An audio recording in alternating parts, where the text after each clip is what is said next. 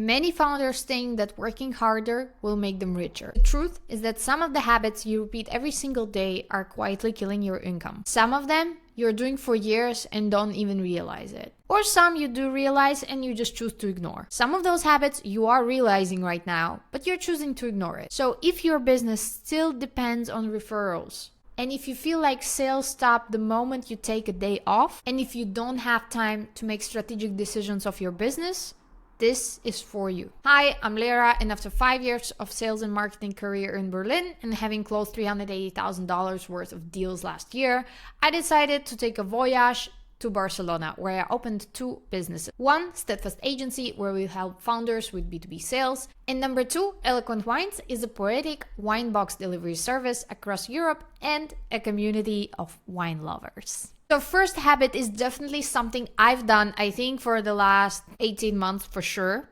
is pivoting when you are hitting a wall, but do stomach the rejections. What I mean by that is sometimes you have outgrown the service you are providing, or you didn't initially think it through, or maybe the product market fit is lost especially if you launched the business like 3 years ago. So sometimes the business that you initially thought about or launched or found a problem was so many years ago that a lot of things changed and your advantage changed. So for example, you'd build a business on the back of technology as being your advantage, and this advantage has been taken in the last 2 years by AI. Or for example, if that be a unique way of distribution, but in the last years, you'd have someone who would be much more successful in that distribution, your competitors, I mean, and they would just take the market. So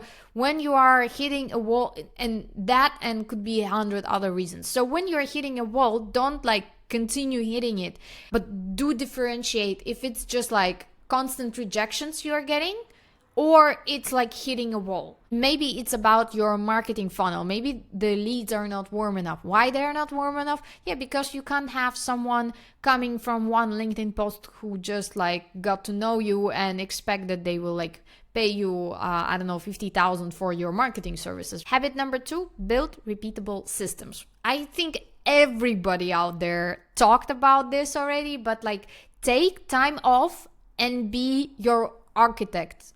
Be your own architect of the processes and of operations that you will be running. Meaning, I don't necessarily say, okay, go and create something from scratch. You can find a mentor, you can take a system from an entrepreneur that you already admire, okay, how does he do things? But do architect it. So put together all the details. For example, with the sales flow, if you don't have it clear and documented, if you don't have one by one step, okay, here's the lead, he comes into CRM, I schedule my calls on Tuesday mornings and Friday mornings and afternoons. Actually, I do. If you don't have a clear step-by-step process, then every week you will have to reinvent, okay, what do I do? What do I have to do? And your calendar will be ineffective. For me, for example, I work from 9 in the morning to 8:30 in the evening. So I'm not going to say that I work 12, 14 hours a day, but it's very important to have a clear system and a clear process so that you can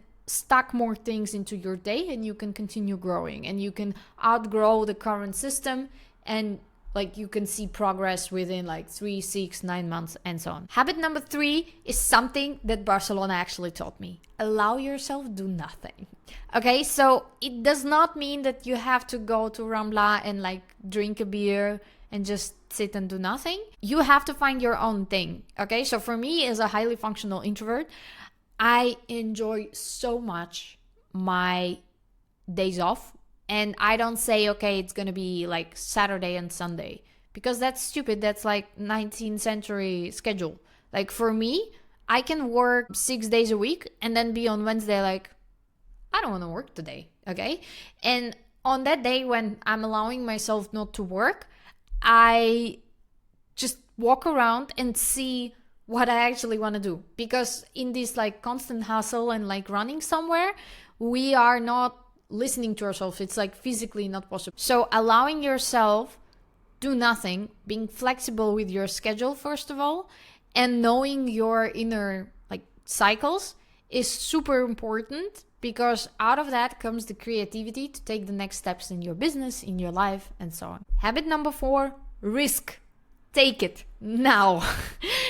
Without taking a risk, I see so many people, like especially on LinkedIn, because which I'm gonna talk later, the preferred way of communication. My way of communication is LinkedIn, and I see so many people wanting like 200k job with 30 hours a week, and they think they are like the best engineer out there. That's why a company should pay them 200k without any like experience or without like any prior like experience working for like some big tech company, or being necessarily talented with cases on like Discord, whatever. I think that these people still also live in 19th century, because the more you risk, the more your income increases and the quality of life. So if you're just doing what everybody else is doing, then you're gonna get like the same result. Habit number 5 is don't spend if you do not see a high return on investment. I actually got inspired for this tip from Marina Magilko, who is a really amazing creator from the US, and she said something that really struck with me. She said, in 2018, the first time when I got the money, I got 2k, I walked into Louis Vuitton store and I bought a bag. Now, if I would have put this money into Bitcoin, the money would be worth 12k.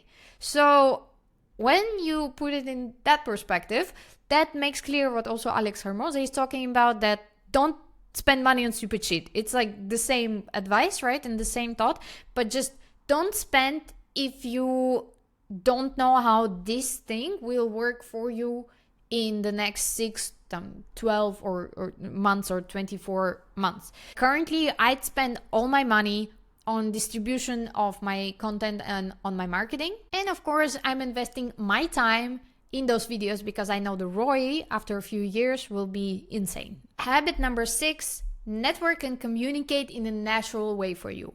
Well, for me, it's obviously LinkedIn. I sit there, I don't know, like 2.5 hours a day, not only to check the strategy of my clients, but like in my own account.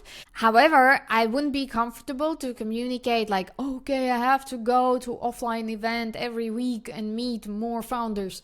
No, because I get tired of a lot of people. I'm good one-on-one, but it's very hard for me to like go to group events. That takes time to recharge and prepare myself.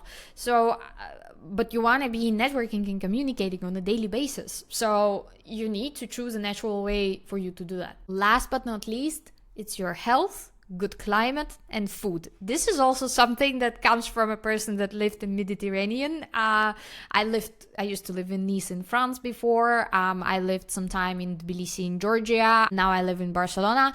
But before, I lived in horrible climate countries, okay? So years in Berlin, I lived in The Hague, Netherlands, and I come from Latvia. I am feeling physically much better than I did many years ago in all those like dark countries. And I think especially in 2025, when it's like really turbulent times, I think it's very important to keep up with your like physical sanity because the mental will follow. Eat naturally, be in good health, don't skip on the gym, just do it. You'll be much more better, not only speaking about shape, but also about your like mental state where you are in. So let me know in the comments if you have any questions about business, sales, and my entrepreneurial journey, or maybe life in Barcelona, and I'll cover it in the next videos for you. See ya!